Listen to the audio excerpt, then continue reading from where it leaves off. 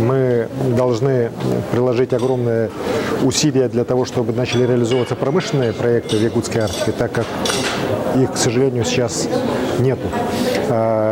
И это промышленное развитие, на мой взгляд, должно в обязательном порядке дать импульс для улучшения качества жизни тех людей, которые там сегодня уже живут, работают, сохраняют эту территорию для нашей великой страны. С этой точки зрения вот вопросы экологии, вопросы бережного природопользования, вопросы сохранения традиционных отраслей для коренных малочисленных народов Севера и для людей, проживающих в Арктике, конечно же, абсолютно необходимо будет решать при реализации тех амбициозных планов промышленного освоения Арктики, которые сегодня у нашего государства появились.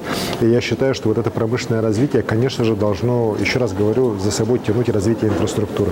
Поэтому планы у нас большие. Мы, уже не дожидаясь решений федеральных органов власти, сегодня уже принимаем свои локальные решения в части обнуления налогов для жителей Арктики.